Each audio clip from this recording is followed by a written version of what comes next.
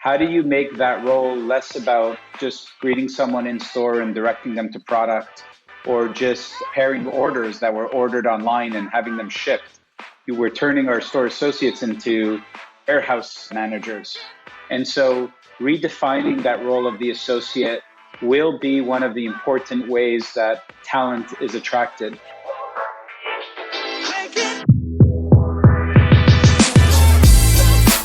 You're listening to Retail Remix, your inside access to candid conversations with the people shaping retail's future. Here's your host, Alicia Esposito. Hello, everyone, and welcome to a special panel episode of the Retail Remix podcast. You know me by now. I'm Alicia Esposito, and I have a group of 3 experts who all have a passion for all things related to the store, and specifically the evolving role of the store associate. It is definitely a hot topic right now, and we have a lot to dig into. So let's kick things off, everyone, by going through some quick introductions. Why don't you share your names, your titles, and a little bit about what you do every day? Bob, a lot of folks know you, so let's start with you and we'll go from there. Wonderful. Well, for 30 years, I have worked with luxury retailers and independents as the retail doctor. I'm the founder of SalesRx, online retail sales training. We teach your crew how to open your heart to strangers in a retail store and win against online competitors. Fabulous. Oscar, how about you go first? Hi, thank you. My name is Oscar Sachs. I'm the CEO of Salesfloor. We're a platform for store associates to serve and sell to customers. I worked in retail my whole life, worked for many large retailers over a course of a 15-year career, and now happy to be developing product for retailers to bring as many benefits as we can. Fabulous. Regina? Hi, I'm Regina Aiello, and I have been with Bembridge Jewelers for 30 years. I specifically oversee the Pandora division. I've been the vice president overseeing the Pandora owned and operated stores for the last several years. And so I work directly with every store, the team, associates who work over the counter, as well as the executive team and my district manager team. Fabulous. And what I love so much about this group of experts is that you all represent, I think, different facets of the retail industry and, of course, the level of support and assistance provided to store associates.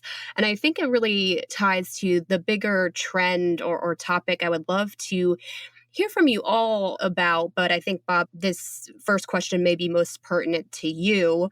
I know in our coverage on Retail Touchpoints and, of course, the Retail Remix podcast, we've been talking about this hunger and this eagerness to go back to stores. I know myself personally, I'm very excited to be back out and about, shopping in person, but there are underlying conversations around the ultimate customer experience and specifically the engagement level with associates. So a lot of folks saying that there is a bit of a talent gap, meaning they're struggling to get the optimal number of associates back in store, the right level of talent or skill sets. Bob, I want to ask you about this first. I mean, what are you hearing? Because you always have a very leveled and realistic perspective on a lot of the dramatic headlines that are happening out there. So what are you seeing right now? Oh my gosh. Are you kidding? Dramatic headlines.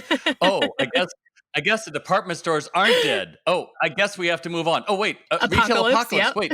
Warby Parker is opening more stores. Allbirds is, that won't work. A worker apocalypse. That's what it is. Everyone's quitting. And no one is buying this work in retail or hospitality and restaurant. I mean, somebody has to make fun of it because make no mistake, we are hearing this unending doom and gloom. It's going to continue because there is a certain mindset that if we can do that, we get people afraid and they'll click and listen and share. Look, employees and customers need assurance, and you need that from a human voice, and that's not going to come from an app or a social media post. And more people are coming to me for my online retail sales training than probably in the last 5 years. And I think if you just understand that you bring people back with assurance, that shows up in how you hire and how you train and deliver. I Can tell you, of course, people are having a tougher time to find people, but make no mistake, this isn't something that's going to be fixed. The baby boom generation, we are retiring earlier. And the biggest thing I see is we've so vilified working in restaurants and retail forever that we aren't teaching it in school or hustle, or it's the first way you get a job and learn it's about someone else before you. And what bothers me is I don't see a lot of really younger people jumping into retail. And so I think on a wholesale basis, not really wholesale, but across the industry, all of these negatives continue to come out. Well, who would want to work there and who would want to work is probably going to fit in more in our discussion later on when we're probably talking more about the associates and what's going on in the way that they're managed. Yeah, that's actually a really good point. I agree that it's like a bit of a cycle, right? It's like if you put negativity out there, if you just focus or try to sensationalize what is happening rather than pose positive solutions or bright spots, I guess you could say, that would probably create a bit of hesitancy or concern or fear at a broader level, especially among those younger people that are just starting to or building their presence in the workforce. Can I add one quick little Yeah, story? I go was ahead. speaking at a huge bike conference 2 years ago, thousands of retailers. And I did my research. And do you know that in the trade publication, it said that a bike store closed every day? And sales reps were actually going out and saying that to all the dealers, saying, yeah, it's just getting terrible. You know, who knows going to be left? And now look where we are. And if people had not listened to them, they might have still been opened and been able to partake in this great people coming back to bike stores. Yeah, absolutely. Regina, I have to ask, what are you seeing? Because you're obviously boots on the ground, you're living and breathing this every day. I mean, what are you hearing in the field? What are you hearing among other associates or retail practitioners, essentially, that are in the store that are navigating all of this change and possibly pressure? Yeah, honestly, it's never been more difficult. In my 30 years in retail jewelry, it's never been so difficult. I do agree that there's some sensationalizing going on, but the reality is the majority of people who have left the workforce are women, and that is the majority of staffing in retail. And I have, out of 38 Pandora stores, maybe 7 of them fully staffed as we head into Q4, our most important holiday selling season. The sales are strong. People are out. They want to shop. They want to buy, like you said. And business has never been stronger. We're having records, to be honest, because people still want to celebrate those moments. But it's incredibly difficult to hire. And places like At Home Taco Time is paying $20 an hour. Chick-fil-A, $17.50 an hour. We have a place, if you've ever been to Seattle, Dick's Drive-In Hamburgers, pretty famous. They're starting at $19 an hour and giving certain amounts of dollars towards childcare. So we're really trying to figure out really how to hire and do new things. And people are leaving jobs because of other offers and other opportunities out there. And I think in retail, we're a unicorn. We offer full benefits starting at 20 hours, unlike most retailers. So it is a difficult process out there. But to Bob's point, management and how they are trained and encouraged and developed while they're in your employ is incredibly important. And we always focus on that too.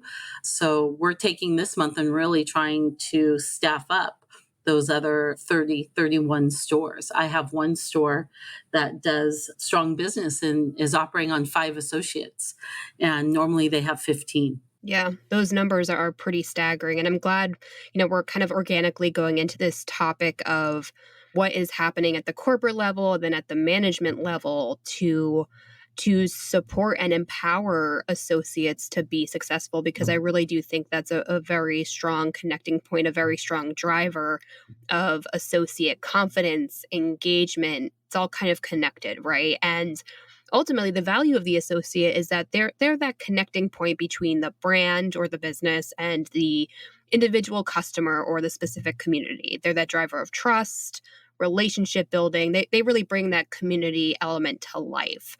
And I guess the big question here is, and I'm curious who's going to jump at this question next, is what's really needed to do that successfully today? As we think about training and empowerment, and the advantage of being in a store versus, say, shopping online? Like, what do associates need to be successful today? Reinvent themselves and make themselves even more attractive for attracting talent through a wider range of programs. So I think retail is going to have to kind of rediscover how they attract talent. And I think that changing the role of the store associate is going to be an important part. How do you make that role less about just greeting someone in store and directing them to product, or just pairing orders that were ordered online and having them shipped? We're turning our store associates into warehouse managers. And so redefining that role of the associate will be one of the important ways that talent is attracted. And I think you have to kind of say, well, who is this audience? Who is the market of store associates, and what do they like? What kind of jobs do they like? And what are they looking for in their job? So we see a few really interesting trends that started about 4 or 5 years ago.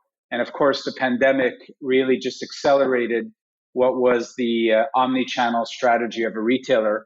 And it was letting store associates to essentially engage customers when they're not in the store, having them reach out to customers for intelligent reasons in scalable ways using the right technology, but having them engage customers, not just when a customer wants to buy, but almost as an influencer, and keeping that conversation going so that when the customer is ready, who are they going to turn to? Well, they're going to turn to their associate who has maintained contact with them even when they don't walk into the store. And that's the same thing we're seeing with social selling, we're seeing with influencers. People are constantly viewing the postings of these influencers, and when they are ready to buy, they're going to go to that influencer and see what that influencer is recommending. So that's a really interesting opportunity for empowering store associates, is finding the right way for them to reach out to individual customers and keep this conversation and interaction with their customer going, even when they're not really ready to buy. And then the other thing that I think is going to become very important is, how do you elevate the quality of a recommendation? In the past, there was no online, so the only time you can get information on a product, you'd go in and talk to the associate. Today, we all know for the last 20 years, people go online, they research, and the value of the associate has been reduced because customers have another way of getting informed. So there is another level of value that store associates can play, is how do you recommend bundles of products to your customers? So whether it is an outfit in apparel, whether it is how to create a look in beauty, or how to set up a home theater system and all the components for consumer electronics, if store associates with the right tools can recommend to customers how different products come together to create those unique ensemblers, that's how you can make customers want to engage with store associates in a more frequent manner. Oh, that's great. So, Oscar, you touched on a few different things. You touched on the technology, of course, how data and technology can help associates engage with consumers at the right time and the right way, provide that digital power, so to speak, and put it in the hands of the associate, which very timely, very relevant to some of the things that we're hearing. But you also brought up a few of the other benefits, more of the ilk that Regina brought up, like she was bringing up improved wages and health insurance. You brought up flexibility. So it seems like this web or this ecosystem of, what is needed to build an associate community of people that are passionate about the brand, passionate about what they do. It's getting bigger, probably accelerated due to the pandemic in certain respects. But Regina, I would love to pass it off to you because given the scope of all these different areas and, opportunities to empower and support the associate, I mean, what are you seeing become top of mind? What are you seeing associates respond most favorably to? Like, of course, pay, healthcare, very critical, a human right, really, to be able to make a living wage and get the healthcare required. But in the way of training, technology, I mean, where are you seeing priorities or wants and needs really fall right now? To Oscar's point, the new technology available is a great new tool that makes teams and associates excited. I was just at one of our stores and we actually hired somebody, and that was a huge selling point, was that we added Salesfloor. And no, Oscar didn't pay me to say that. It's a true story. They had worked somewhere that had it and it really excited them, and now they're driving it for that specific location. But I think that ultimately what was being said is clienteling. Everybody in retail has spoke about clienteling, that building that relationship with the customer, because every customer ideally wants to shop with their best friend. And clienteling has been talked about for years and years and years. We can all remember Zig Ziglar talking about clienteling and keeping a client book, and we all kept all the names and everything in there because that was our tried and true. But we've really had to pivot and find a way to be flexible and meet that customer where and when and how they want to shop. And I think when you are trying to hire and get someone excited, when you talk to them about it being more than just a sales job, you're going to build this relationship. In a sense, you're in business for yourself. And the web used to be the web versus the associate. A customer would come in and an associate would say they lost a sale because they went online instead. And what the new technology has really allowed us to do is create a partnership between the web and our associate to help take care of our customer. And it really helps us maintain that customer experience that we all want. There's a lot of different ways to shop out there. There's retailers that really don't have sales people, they have clerks. But for the retailers that want to have true sales associates and create an engaging customer experience, being able to add technology to the benefit of the sales associate as well as the benefit to the customer has been a win. And it's been really beneficial for us because, ultimately, sales, while we have to pivot and add newness to how we sell, there aren't too many new ways to sell. It really boils down to the fact that the customer will never remember what you say, and they're not going to remember what you do, but they're going to remember how you made them feel. And if you can continue to make them feel important using the web, using a new platform, new technology to help continue to drive that, whether the customer is in your store or sitting at home, no matter what time of day it is, even for that matter, it's really beneficial because we really want to create a relationship with the customer and create an emotional connection. Emotion is the glue to memory, and we want them to remember us and let us take care of them for all we do. So from the associate side, giving them a new way to sell and to embrace and to engage their customer is a win.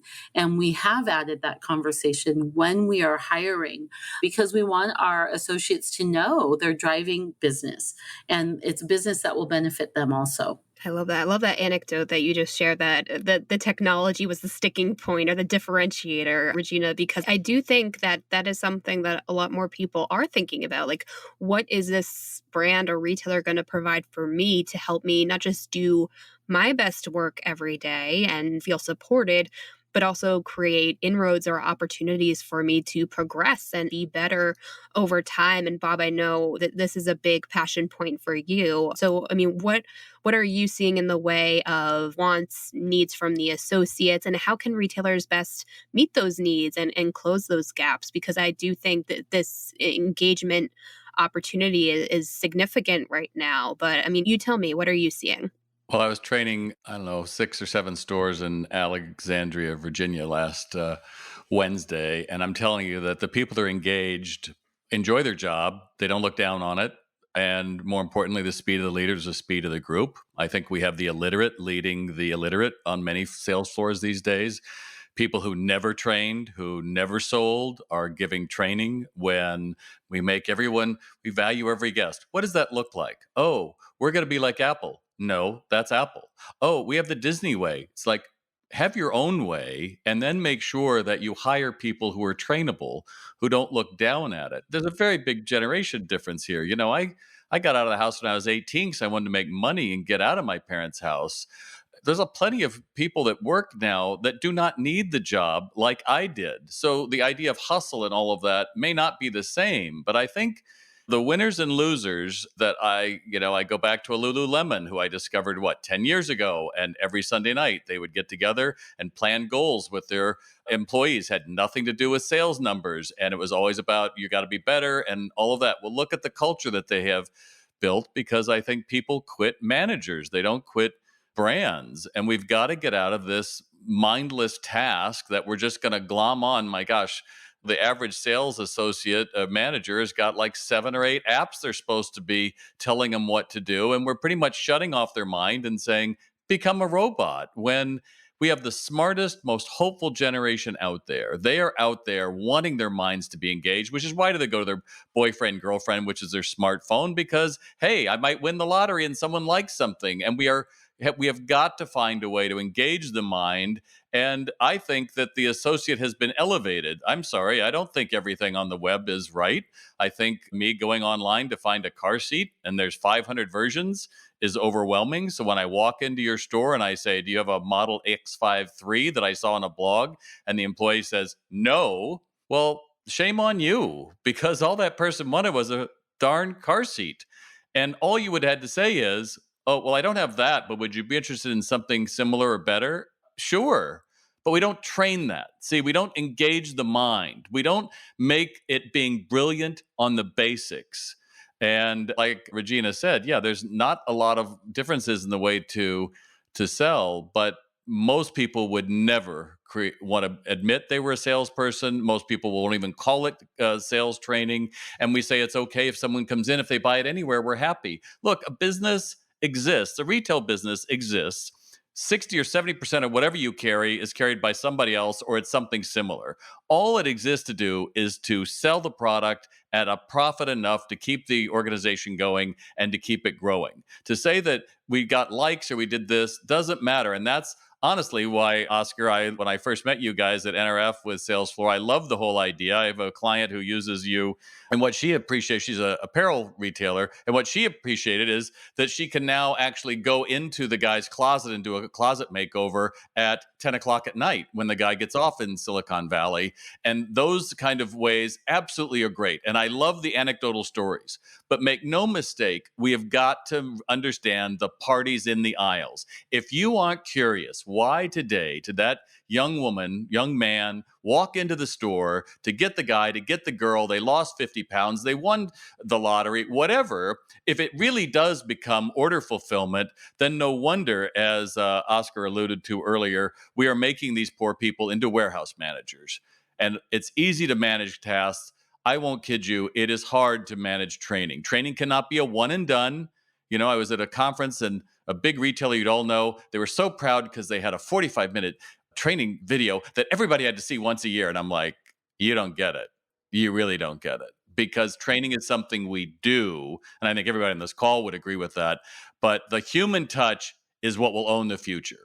Yeah, you can have apps, you can have all that, but if you're hiring people that don't know how or don't want to say good morning, good afternoon, good evening, they're not curious about the other person, then I think from the get-go, you are not going to be successful. Interesting. And I do want to double click into a point that you made in the early part of your response, Bob, around that notion of, oh, we're going to sell and become a culture like Apple, or we're going to have the Disney way of doing things. And that it's important for brands to find their own approach, find their own culture.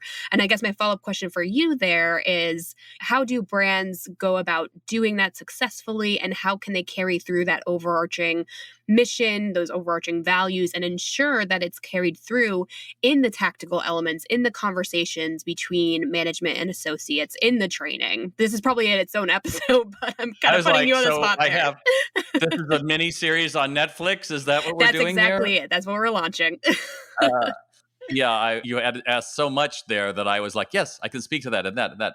I actually need you to repeat it again because Let's start with the culture, because what really gripped me is that everyone talks about us trying to be the next culture, the next Apple, the next Disney. So culture, let's go there. So again, I do retail sales training and I have a system of how to engage a stranger, discover the shopper, and make the sale. Yes, the basics are there. Much like I was a conductor and you learn the basics of what you can do with your hands and how you deal with things. But once you've got that in your body, you can do anything. So you look at a Bernstein and you're like, well, no wonder he can get the orchestra, whereas somebody else can't. We've got to get back to the fundamentals of it's about somebody else before it's about you.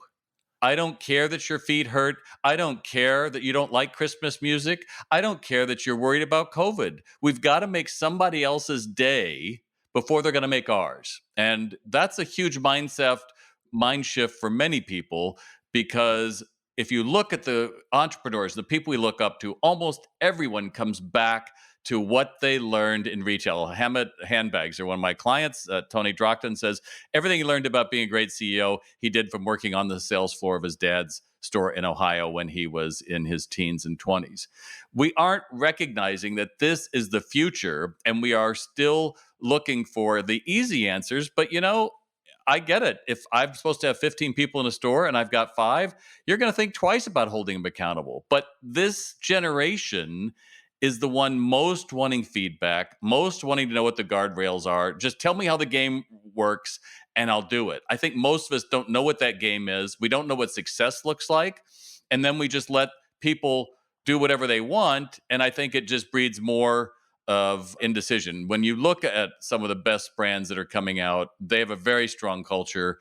And I still think it comes down to knowing who you are. This is how we talk to our customers. This is how I talk to my employees. The most important thing, the first thing I learned when I worked at the Broadway department store in 74, the department manager came down to me on our first day and she goes, whatever you do, when someone walks into our department, you stop everything not customer focused. I don't care if you are stocking, ringing something up, you greet them and you find a way to notice them. I was like, wow, okay.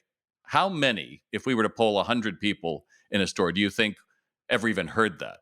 My guess is, with the exception probably of Regina, how many people do you think probably have ever said that?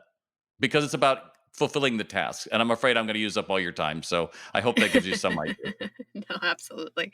Definitely some great points there. So having that overarching mission, those core values that, always hopefully tie back to the customer, but then distilling that down into ongoing training, right? So like you mentioned, the retailer that had the annual training video that they had to do once a year, right? So what's required beyond that? It's ongoing, it's mutual. I mean, what are the keys? Like, my goal is to always distill some tactical takeaways and considerations for our listeners. So how do you embed this empowerment, this engagement at the associate level and ensure that training is followed through? I do want to let everybody else speak. You have to let them prove that they know it before they actually try it on the sales floor.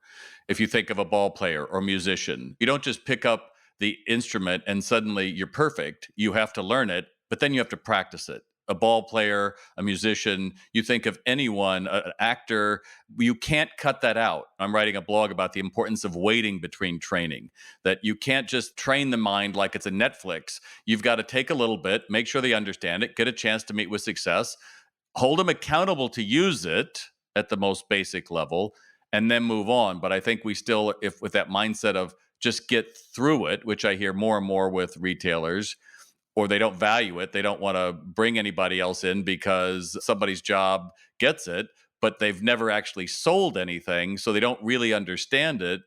And people are smart. I'm willing to believe that anyone on your sales floor right now could be the most engaging person in the world if you just let them. I have a client, a young man who started at Staples, bought my online training for himself, even though it's for 5 users, because he wanted to be better.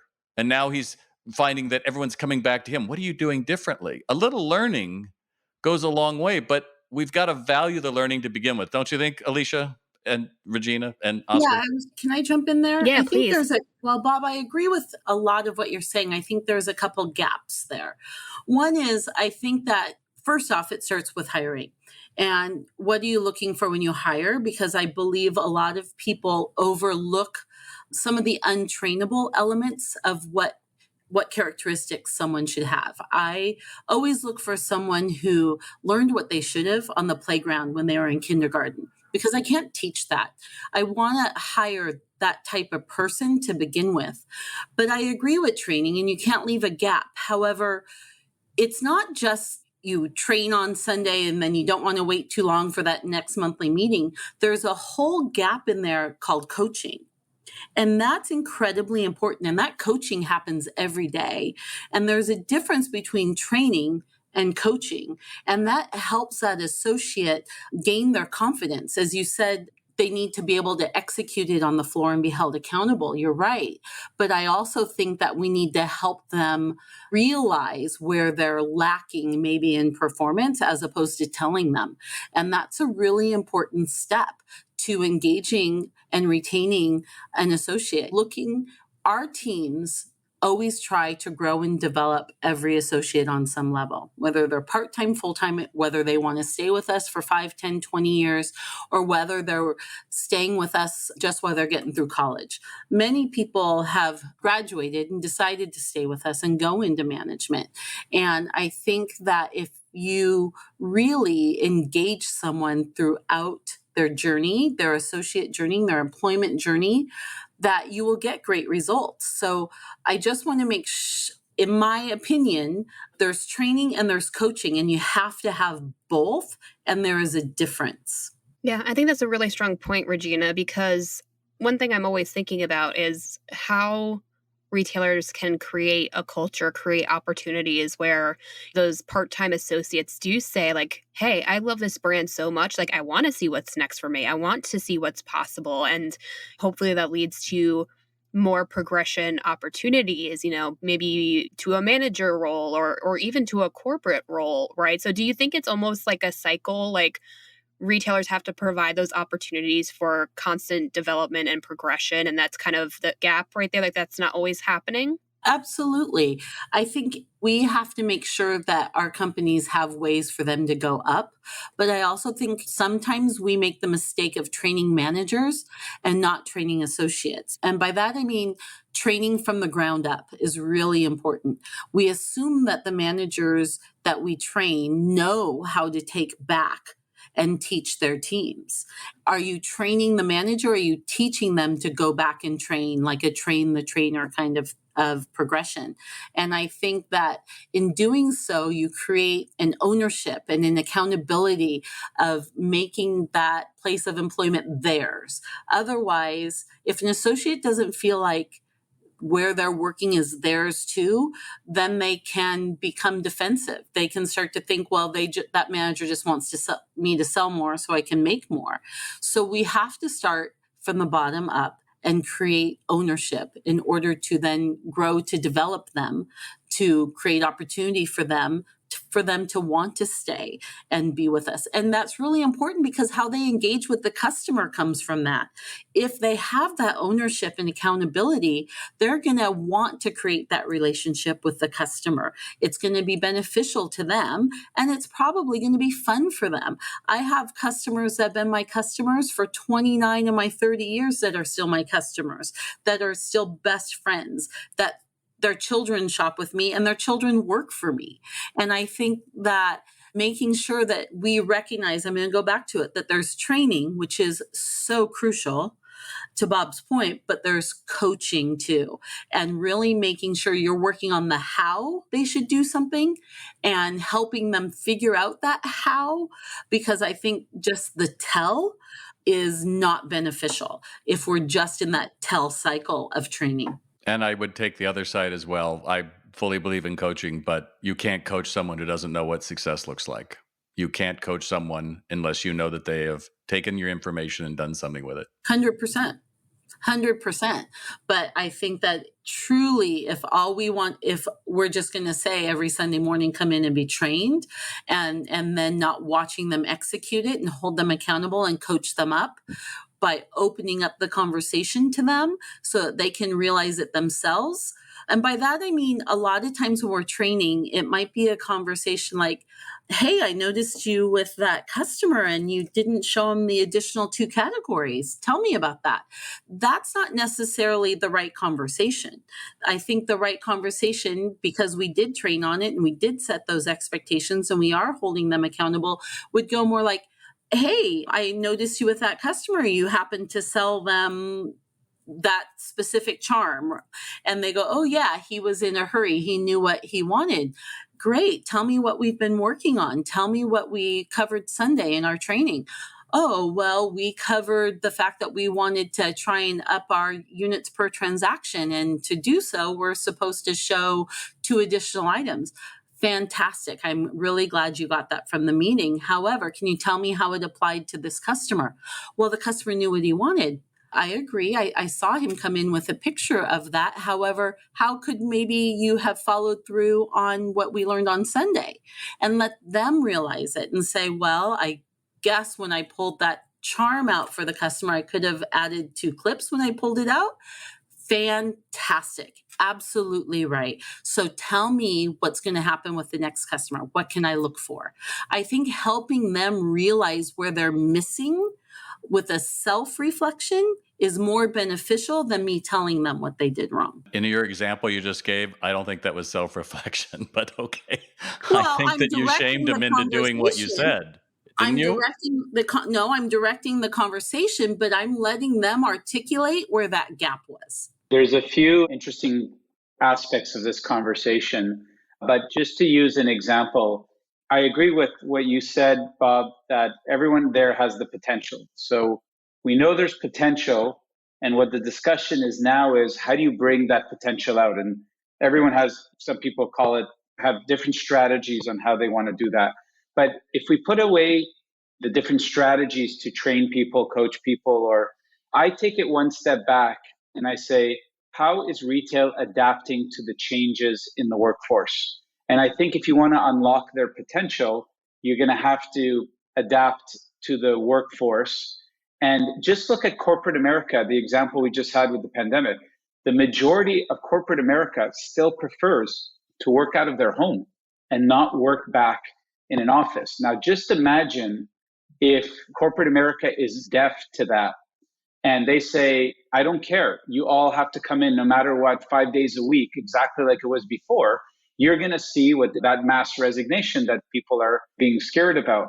So it is very important to recognize that there's a huge desire among a workforce to change, and the retailers have to change with it. They have to appeal to the type of work that these people want to do. If you ask somebody, would you rather create a Shopify site and sell products from around the world anywhere you want and make money? Or would you rather work in a store that has traffic has been an issue and there's all kinds of other things that are that you're not crazy about that role? A lot of the younger generation is going to gravitate towards social selling and Shopify sites and all of that. So again, I don't want to be dramatic because like you said, there's a huge opportunity that is thriving right now in retail, in many different retail verticals. But what I am trying to make the point is, besides all the tactical ways that we have to get associates to do a great job, I think what we're hearing is fundamentally there's a change in labor. And I don't know if that's going to go back post-pandemic, and it could very well be people are still concerned about the pandemic. But my feeling is there is a fundamental change in what the workforce is willing to do and not do. And I think the themes of remote work, virtual work, flexible work, and then the skill sets of the salespeople, that generation is interested in social selling. They're interested in video events. They're interested in video consultations. They're interested in marketing. And they are naturally prone to do those skills actually pretty well because they grew up with it. And so I'm personally excited that the more and more the role of the associate, the traditional role of the associate morphs into something different, I think the more it's going to appeal to what the bulk of the current generation is, a workforce is looking for. And I think that's how you will get to unlock the potential, and you will see much better performance. And I agree with you, Bob, is like, if someone's not going to say hello, there's a different problem. The problem is not about getting people to follow basic instruction. The problem is, how do you get the workforce engaged in something they actually really like doing? And we're seeing a big change in that role of the associate. And I wish it happened faster. And I wish it didn't take a pandemic to give it a real kick.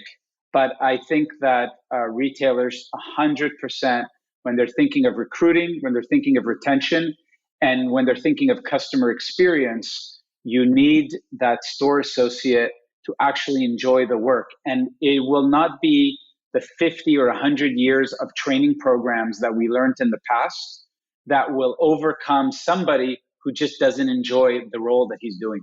Totally agreed. They're all becoming, it's like Regina said earlier about being almost influencers. And is every employee going to be a virtual employee that is selling merchandise from a store and shipping it on their own, et cetera? I think that's a bold idea, but I think, again, it comes down to logistics. That's why brands exist. That's why I go to Pandora, because it's got the whole story and it's got all of that. But where does that pick up where the individual wants to do it all on their own? How does that workforce work? And I don't think anyone has the answer. But sorry, when I meant on their own, I don't mean outside of the brand. I think no, but I think that's what we're seeing, though. I think we're seeing online, TikTok, and all these other things. You can get a white label product, sell it yourself, and develop a brand at an early age. I think we're seeing this kind of entrepreneurial spirit bubble up. So being able to teach them marketing and take those skills they do naturally and bring them into your store, I think could be a really exciting time, because I think they are becoming better business people and seeing the results at an earlier age. And that's why it's so important, again, from a technology, is if you empower your store associate with social selling tools, and out of 100 associates, there might be only 20 who gravitate to that because they like that. The others don't have to, but those 20 will care about that, and they'll do a great job. Instead of doing it on their own on Instagram, they're doing it to represent the brand. And one of the biggest things you see now in retail marketing is they are using, professional influencers to represent product lines and to influence sales. But store associates and their role as influencers, we're not there yet, but there is so much potential. And that's why you see live streaming, video conferencing tool, video appointments, live chat, letting the store associate break out and do those kind of things. I think there's a portion of the associates that will really like that. There's another portion that will really like more of the outreach, marketing to customers that I've spoke to in the past and engaging with them on an ongoing basis. So each type of profile in the workforce will gravitate to different things, but the key is to have those things available for them to appreciate and wanna do. And I agree with that more than you know. I think it's basically working smarter, not harder. It doesn't have to be one or the other. What it does is it gives our associates an element or a tool that they can use in many different ways and still help the customer over the counter at the same time. It's not a tool that says only shop with me online. It's not a tool that you can only clientele from.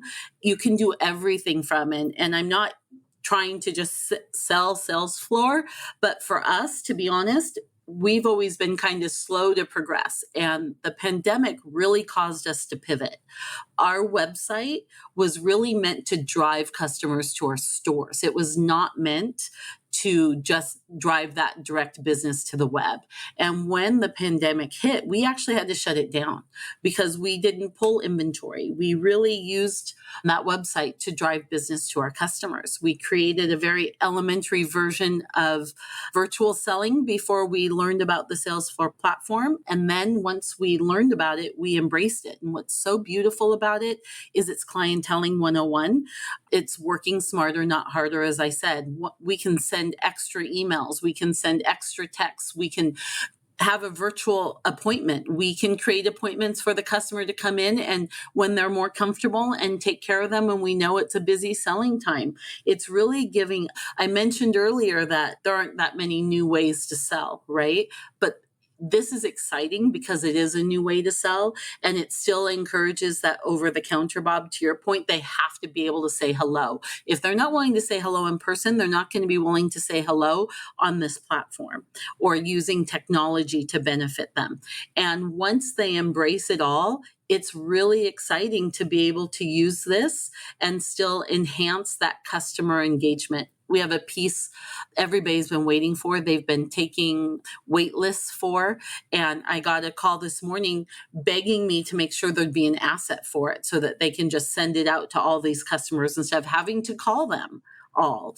I'm not saying we wouldn't call them because they still want that personal touch, but it's a way to use technology to add that personal touch to help us engage our customer and continue that relationship. Because for us, making a friend, we always say we want to make a friend first, and we want that friendship to last and build forever and ever.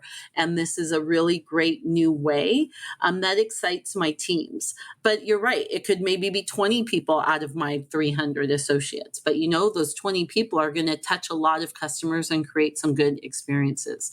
I think it's exciting. For 30 years, I didn't have that tool, and I'm so excited to have it. And I think technology, no matter what form a retailer chooses, is really important to move forward to create that experience for customers. So many great points and a very lively discussion that I feel like could continue for hours. But sadly, we're at the top of our time, everyone. I really appreciate the transparency, the candor among everyone on the line today. But before we close up, again, I always try to have very trend-based conversations, talk about the issues that are top of mind for our listeners right now. But I always try to close things up with quick, actionable takeaway or recommendation for everyone on the line, because obviously the folks listening right now likely are looking for ways to improve their, associate engagement, culture, performance. I'm sure there's a slew of other objectives that are top of mind right now. So maybe we close things up. Everyone just provide a quick snapshot or, soundbite of a recommendation or a tip for our listeners. Oscar, how about we start with you? Well, one thing that is very timely because it's happening right now is the idea to celebrate store associates. And one person said it really well when they said that, store associates have been frontline workers during the pandemic.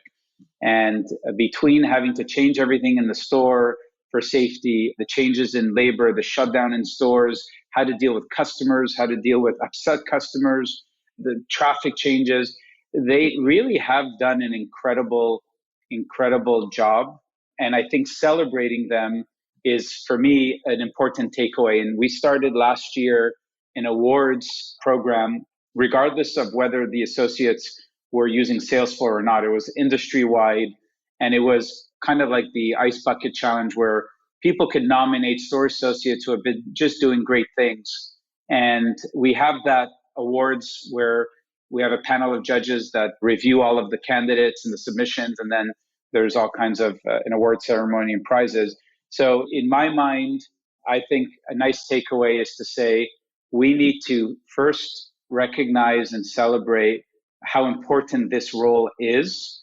Like Bob said, the human's not going anywhere. The human is the one who can do the best role. So we need to celebrate this role. And number two, we should be as open-minded as possible in thinking about different roles that store associate can now play. And once that's defined, you can figure out how to execute that.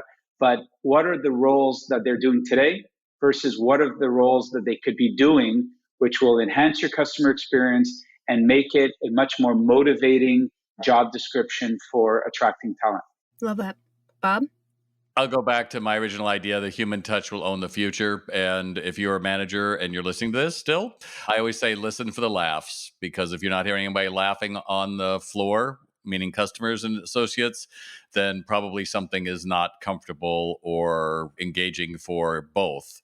And do make sure you're rewarding the job of selling the merchandise. I think that the future is going to come down to people who can do the job are going to excel. I know people make $100,000 working in retail, and yes, they're at luxury retailers, but I think that anyone can be doing better. And we are going to find it will be a skilled position in the future, and that those who are unskilled will probably be replaced with robots and everything else. But if you're listening to this, make no mistake, your whole job is to make your associates' day before they will ever make a customer's. You cannot deride them or consider them disposable or inconvenient and complain about how much you're paying them. If I have to pay them $40 an hour and they do an amazing job, it's going to be amazing when someone walks in. Then why go and pay an influencer that money or take out a coupon or an ad or a Facebook ad? Why not just reward it where the magic happens on the sales floor? Awesome. Last but not least, Regina. Oh my gosh, no pressure.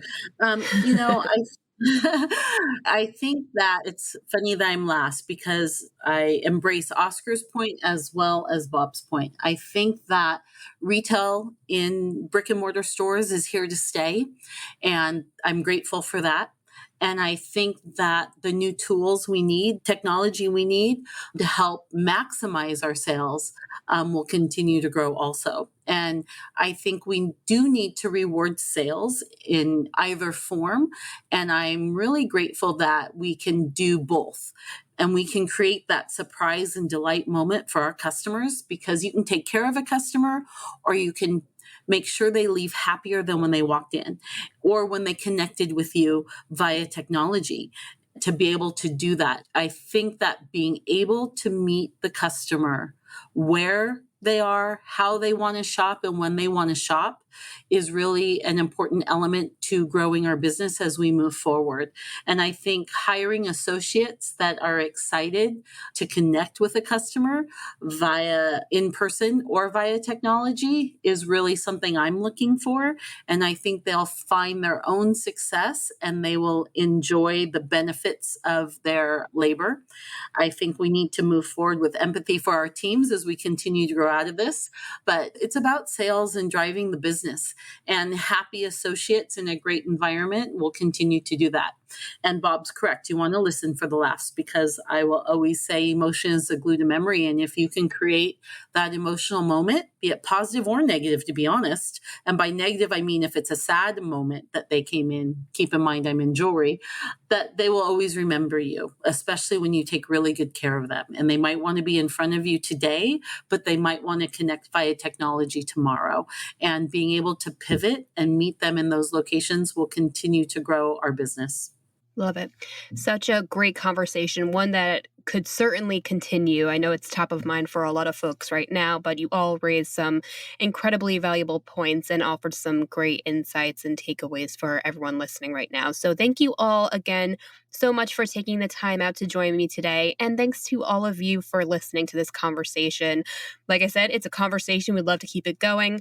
Drop us a line on social media at Our Touchpoints on Twitter or at retailtouchpoints.com to offer a comment, ask a question. We really like to bridge those connections and really have a lively and transparent dialogue around these and other issues. And of course, if you like what you heard, drop us a review. We're on all of the preferred podcast players out there. We're on Spotify, Stitcher, Apple Podcasts, probably anywhere else you listen to a podcast, we're likely there. So share your feedback. We'd love to hear from you. Thanks again, everyone, and we'll see you next time. Take care.